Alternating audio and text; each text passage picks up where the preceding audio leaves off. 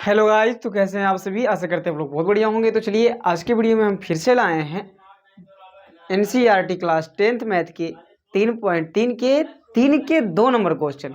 एक तक हमने हल कर दिया था जो आपको प्ले लिस्ट में दिया गया है, तो उसको आप जा करके देखिए। और अब हम लोग सोल्व करेंगे दूसरा नंबर 3 के 2 नंबर। चलिए ये भी बिल्कुल आसान तरीके से क्वेश्चन को हल करेंगे और आप ध्यान से देखिएगा तो आपको ये क्वेश्चन भी बहुत बढ़िया समझ में आ जाएगा।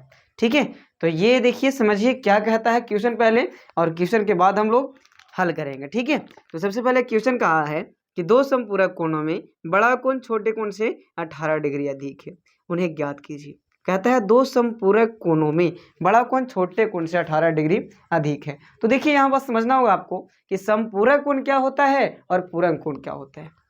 तो यहाँ पर सिर्फ समपूरक कोण की बात किया है, इसलिए समपूरक कोण और पूरक कोण दोनों को जान लेना बहुत जरूरी है। ठीक है, तो पहले हम लोग समझेंगे समपूरक कोण के बारे में। चलिए, तो समपूरक कोण उसको कहते हैं अगर हम दो कोणों का अगर योग करें तो अगर 180 के बराबर आ जाए, और अगर हम दो कोणों का योग 90 डिग्री के बराबर लिखते हैं तो ये हो जाता है पूरक कोण।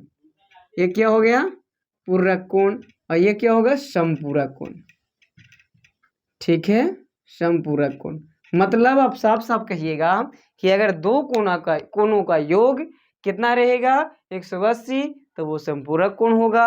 और अगर दो कोणों का योग 90 डिग्री के बराबर होगा तो वो होगा पूरक कोण। समझ में आया? अगर पूरक कोण की बात है, मतलब देखिए ना, लिखने में भी अंतर आ रहा है।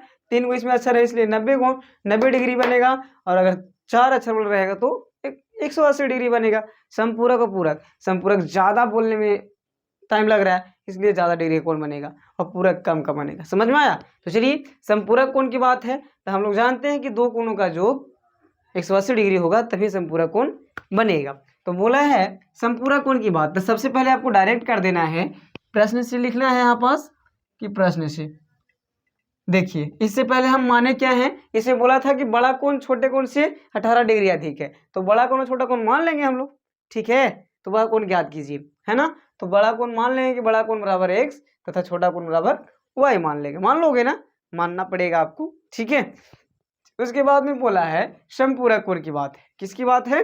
समपूरक कोण। दो समपूरक कोण में बड़ा कोण, तो समपूरक कोण की बात होता है क्या? समपूरक कोण कहता है कि दो कोणों का योग कितना डिग्री होगा? तो 180 डिग्री होगा। और हमने कोण बड़ा छोटा को क्या माने हैं? बड़ा को मान लिए हैं x और छोटा को y, तो उग्रे नहीं करेंगे x + y = 180। ठीक है, उसके बाद में बोला है कि बड़ा कोण छोटे कोण से 18 डिग्री अधिक है। चलिए, ये हो गया आपका शर्त फर्स्ट में ये बात कहा गया था। ठीक है, और शर्त सेकंड में क्या बात कहा गया है? शर्त सेकंड में यही कहा गया कि बड़ा कोण जो है छोटे कोण से 18 डिग्री अधिक है। यही ना बात है, बड़ा कोण जो है छोटे कोण से 18 डिग्री अधिक है। देखिए, लगता है कि हम इसमें जोड़े, लेकिन देखिए समझिए, गौर से समझिएगा कि बड़ा कोण जो है छोटे कोण से 18 डिग्री अधिक है। मतलब देखिए, बड़ा कोण ना अधिक है, बात यहाँ पास कौन बड़ा है? तब बड़ा कोण अधिक है। तब बड़ा कोण जब अधिक है तो हमको जब दोनों को बराबर करना है तो छोटा में जोड़ेंगे तब ना दोनों बराबर होगा। कहे कि ये तो ऑटोमेटिक पहले से बड़ा है कि नहीं? बिल्कुल ही बड़ा है। तो बड़ा में अगर हम जोड़ेंगे तो और बड़ा हो जाएगा। तो हम लोग बराबर में जब लिखते हैं तो बराबर करना होता है। समझ में आ रहा? चलिए, तो इतना करने के बाद में आपको क्या करना है कि देखिए, हल करना है थोड़ा सा। अब x - y = 18 डिग्री का 18 डिग्री, इसको मान लो समीकरण सेकंड, और यह आपका समीकरण फर्स्ट। तो आप देखे होंगे शर्त में ऊपर लिखा हुआ होगा तीसरा नंबर क्वेश्चन में कि निम्नरेखिक समीकरणों को जुग्म को बताइए और इसको प्रतिस्थापन विधि से हल कीजिए। तो ये समीकरण को हम प्रतिस्थापन विधि से हल करेंगे। आपको समीकरण हल करने नहीं आता है तो आप गौर से देखिएगा। ठीक है, तो आपको समझ में आ जाएगा कैसे होता है। तो हम लोग प्रतिस्थापन विधि से इसको हल करेंगे। ठीक है, किस विधि से? प्रतिस्थापन विधि से लिख देना है आपको। ठीक है, क्योंकि बोला है कि प्रतिस्थापन विधि से इसको हल कीजिए। अगर नहीं बोलेगा तो कोई विधि से आप हल कीजिए, चलेगा। ठीक है ना? आइए तो करते हैं। तो सबसे पहले लिखेंगे हम लोग की समीकरण फर्स्ट से। किससे? समीकरण फर्स्ट से चलेंगे। समीकरण फर्स्ट क्या है आपका? तो x + y = 180 डिग्री, यही ना है।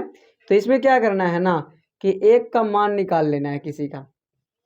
ठीक है, आप y का भी मान निकाल सकते हैं और आप x का भी मान निकाल सकते हैं। आप बेफिक्र, नो चिंता करके आप कर सकते हैं ये काम को। ठीक है, अब देखिए यहाँ पास x का जब मान निकल गया तो ई मान को हम रखेंगे सेकंड में, और फर्स्ट में अगर हम रखते हैं तो फिर पुनः वही वाला चीज़ आ जाएगा, क्योंकि वही से निकला और वही में रखेंगे तो फिर तो वही बात हो जाएगा ना। इसलिए समीकरण अगर फर्स्ट आप चलते हैं यहाँ पास तो आपको समीकरण सेकंड में रखना है, अगर सेकंड से चलिएगा तो आपको समीकरण फर्स्ट में रखना है। समझ में आ रहा है ये मान को? आइए रखते हैं। देखिए लिखना है, इसको डायरेक्ट रहने दीजिए एक्स के मान, तो लिख दीजिए आपकी एक्स के मान समीकरण 2 में रखने पर, क्या करने पर? रखने पर। समीकरण 2 क्या था आपके पास में? तो एक्स माइनस वाई बराबर 18 डिग्री, यही था ना। चलिए तो अब क्या करना है आपको कि एक्स का जो मान आया है वो यहाँ पास पुट कर देना है। तो कितना मान आया है? 180 माइनस वाई, घेर दीजिएगा इसको, ठीक है, बढ़िया हो जाएगा, बराबर में 18 डिग्री का 18 डिग्री। इतना समझ में आया? जहाँ एक्स था वहाँ इतना, क्योंकि यहाँ पास आया हुआ था एक्स के मान, ठीक है ना। चलिए तो अब देखिए 180 का 180 और माइनस वाई का वाई, और फिर माइनस वाई है तो वाई, बराबर 18 डिग्री का 18 डिग्री। चलिए तो अब एक कम करना है, इसको ले जाइएगा आप उधर, पहले इसको जोड़ लीजिए। तो 180 रहने दीजिए, इसको डिग्री है तो डिग्री देते आइए, कोई दिक्कत नहीं है, ठीक है। चलिए उसके बाद में माइनस वाई और माइनस वाई माइनस 2y और बराबर 18 डिग्री, ठीक है। चलिए क्योंकि यहाँ पास देखिए माइनस माइनस तो जरूर उठता है, जब भी आपको एक साइन मिले एक चिन्ह मिले तो आप जोड़िएगा, ठीक है, कोई दिक्कत नहीं, और चिन्ह वही रहेगा, ठीक। चलिए तो अगर माइनस 2y बराबर हम निकालें तो 18 डिग्री माइनस 180 डिग्री होगा कि नहीं होगा? चलिए अब इस साइड आ जाते हैं थोड़ा सा, ठीक है। चलिए तो आ गया माइनस 2y बराबर, तो माइनस 2y बराबर क्या आ गया है? तो 18 डिग्री माइनस 180 डिग्री, तो 18 देखिए ये प्लस में है और ये माइनस में है, तो 18 आप घटाइएगा तो कितना आ जाएगा? तो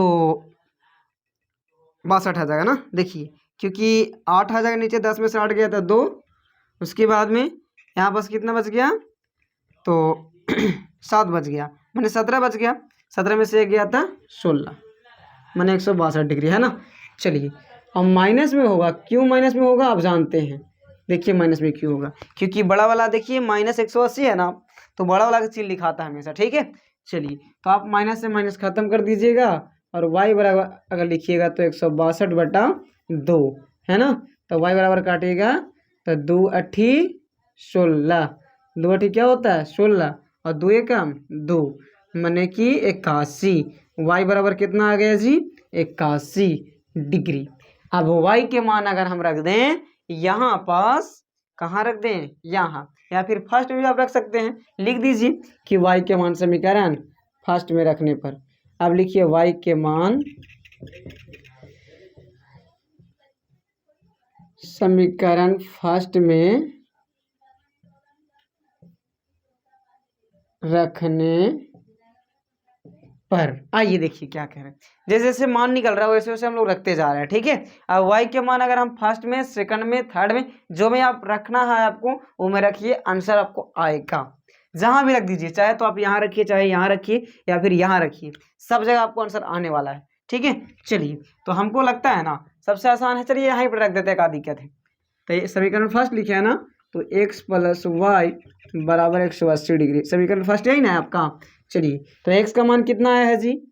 x का मान नहीं आया है, तो x का मान रहने देते हैं, प्लस y का मान कितना आया है? 81 डिग्री बराबर 180 डिग्री। अब x बराबर निकालोगे तो 180 डिग्री माइनस 81 डिग्री होगा ना। चलिए x बराबर कितना हो जाएगा? 180 में से 81 चला जाएगा तो कितना? 99 डिग्री आ जाएगा, ठीक है। तो कहना है कि अतः, लास्ट में आपको यही लिखना है कि अतः बड़ा कोण बराबर,